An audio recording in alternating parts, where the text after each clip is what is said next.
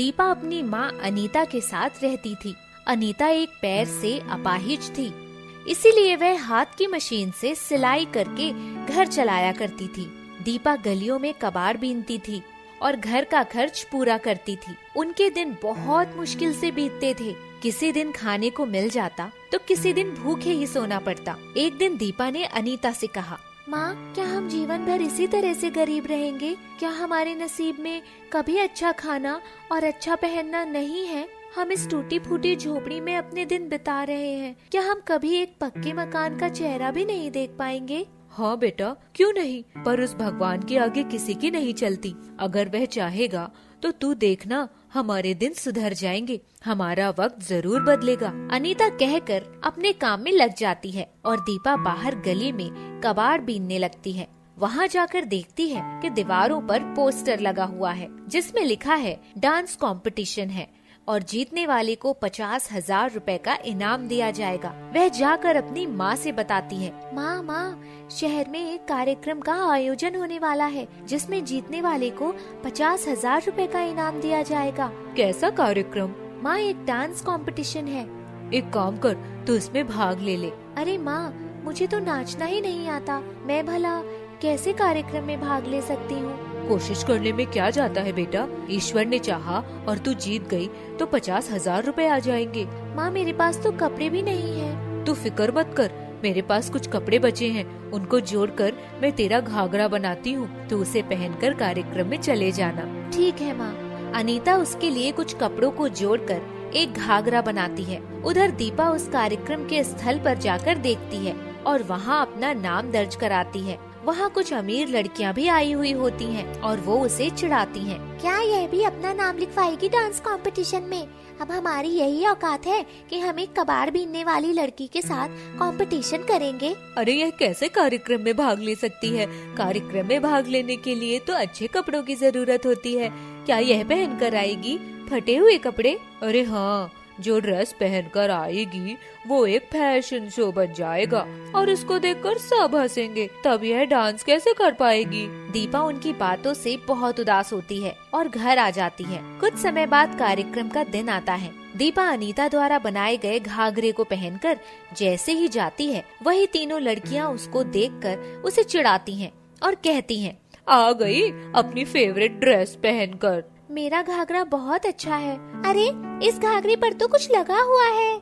दीपा मुड़कर देखती है तो उसका घाघरा पूरा गोंद में चिपका हुआ होता है, जिसकी वजह से वह घाघरा पूरी तरह से खराब हो जाता है। वह रोती हुई एक पेड़ के नीचे जाकर बैठ जाती है। वहीं से एक औरत गुजर रही होती है। वह उससे पूछती है, क्या हुआ बेटा, तुम इतनी उदास होकर पेड़ के नीचे बैठी क्यों रो रही हो? मुझे डांस कंपटीशन में भाग लेना था और मेरा घाघरा किसी ने खराब कर दिया। अब मैं स्टेज पर नहीं जा सकती, सब मेरा मजाक उड़ाएंगे। कोई बात नहीं बेटा, हमारा पुश्तैनी घाघरा रखा है, तुम उसको पहन लो। हमारे तो किसी काम का नहीं, हमारे पूर्वजों ने इसको रखा था, शायद तुम्हारे किसी काम आ जाए। औरत उसको घाघरा दे देती है और दीपा उसको पहनकर स्टेज की ओर जाती है। अरे, यह तो फिर आ गई मैला कुचैला घाघरा पहनकर।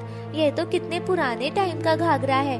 काश ये घाघरा एकदम नया और चमकदार होता तो कितना अच्छा होता। तभी घाघरा एक नए डिजाइन में बदल जाता है और दीपा उसमें बहुत ही खूबसूरत दिखने लगती है। दीपा जैसे ही स्टेज पर जाती है, उसके पैर अपने आप थिरकने लगते हैं और वह डांस करने लग जाते हैं, जिससे वह प्रथम आती है और प्रथम आने पर 50,000 रुपए का इनाम लेती है। वहीं दूसरी तरफ एक लड़की उसका घाघरा खराब करने के लिए जैसे ही पानी फेंकती है तो दीपा सोचती है कि वह पानी उस पर ना गिरे और वह पानी उसी लड़की पर गिर जाता है और एकदम वैसा ही होता है। वह खुशी खुशी अपने घर आती है और माँ को सारी बातें बताती है। अनीता बहुत खुश होती है और उसको बहुत सारा आशीर्वाद देती है। माँ, 50,000 तो मैंने कमा लिए, बस एक बार आपका पैर ठीक हो जाए, मुझे बहुत खुशी होगी। तभी अचानक क्या होता है कि अनीता अपने पैरों पर चलने लगती है। दीपा और अनीता आश्चर्यचकित हो जाते हैं। तभी उसको एहसास होता है कि जब से यह घाघरा मिला है कुछ अलग हो रहा है।